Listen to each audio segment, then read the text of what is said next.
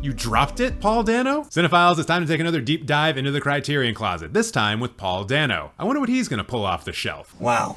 Okay, I want to try to respect the closet and not be, like, too greedy. The Safdie brothers probably should have seen this before they went on their little rampage.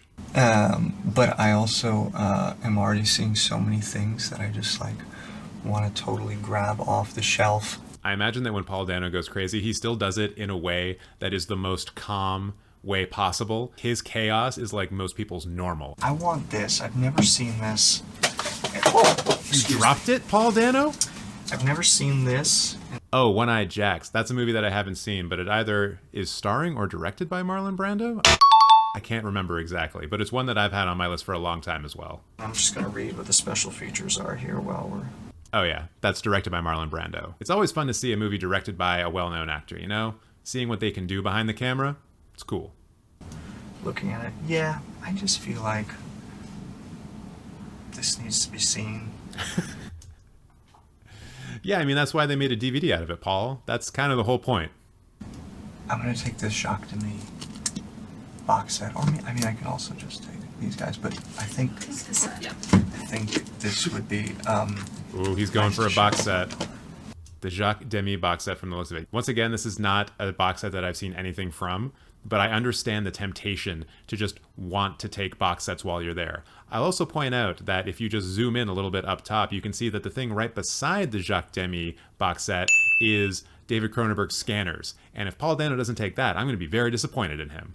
Okay, well, I'm gonna give some shout-outs along the way to some movies that I really, really, truly adore. Do you think he's going to shout out Cinematheque? Probably not. We didn't exist back then. One filmmaker that really kind of changed how I thought about film is Ozu. Oh, yes, Paul. Tell me about Ozu. Please tell me about Ozu. Oh, that's on Blu-ray too. Man, watching these videos just makes me want to buy stuff.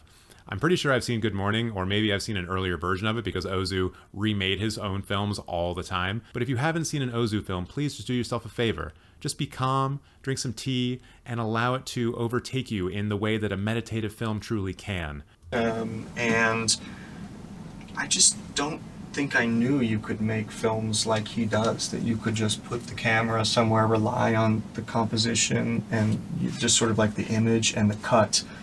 And that the sort of rhythm of it, his storytelling, sort of ends up transcending itself by the end, and he's sort of somehow doing melodrama but completely undercutting it by his pace and by like skipping like the big event in the film, which is in an American film normally you would like show the wedding or you'd show the big thing, and he really changed who I am. I think he's one of like the great artists of the 20th century.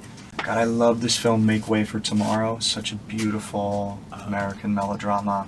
He's not pulling it out, but Make Way for Tomorrow, he called it a melodrama. Oh, I'm thinking of something else. Yeah, I'm thinking of a sci-fi film that's also in the Criterion Collection that is not Make Way for Tomorrow. Why is Paul Dano picking things that I haven't seen? It's almost like we're different people. And the film that inspired Tokyo Story, I believe. Oh, I want this. What are you getting? What's he going for? This Sporting Life. Oh yes, that's Lindsay Anderson's first film. He also directed If, which is also in the Criterion Collection. It's one of Malcolm McDowell's first films, not This Sporting Life, but If. I haven't seen This Sporting Life, but I've always wanted to. In fact, I actually owned that at one point in time, but I never got around to watching it because I'm a bad cinephile. This is just an incredible performance. I saw it a long time ago, and I feel like when you get to see acting like that, that's really just sort of so raw, and it feels unstudied, and I just remember thinking in the past few years I've got to see This Sporting Life again. This filmmaker is super important. Who is it? Who is it? Edward Yang. Oh, he's got Yi. Yeah. This is another one that I have actually seen. I saw this back in film school. Another meditative film, a kind of slice of life film that you can just watch and see the lives of other people just wash over you. And this one specifically focuses on a child who I believe is named Yi in the film. Yi is an incredible film, and really one of my favorite films ever made is A Brighter Summer Day, which is in here somewhere.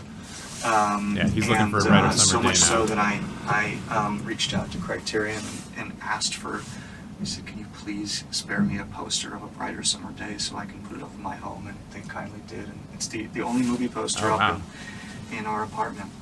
I wonder if I were to reach out to the Criterion Collection if they would spare me a poster. I would really love to get their Persona poster, actually. The one that they used for the Ingmar Bergman box set on the front of it. I would love to have that image in high quality on my wall somewhere. Please, Criterion, help me out. So I just wanted to give a shout out to my own Private Idaho. A shout out to my own Private Idaho, the Gus Van Sant film with Keanu Reeves and I think Christian Slater. Is that Christian Slater? I hope that's Christian Slater. I really don't like being wrong in these videos, but I'm often wrong in these videos. We saw this film projected about a month ago. It's Kevin Bacon, isn't it? And I had never seen River Phoenix on the big screen. Fuck me, it's River Phoenix.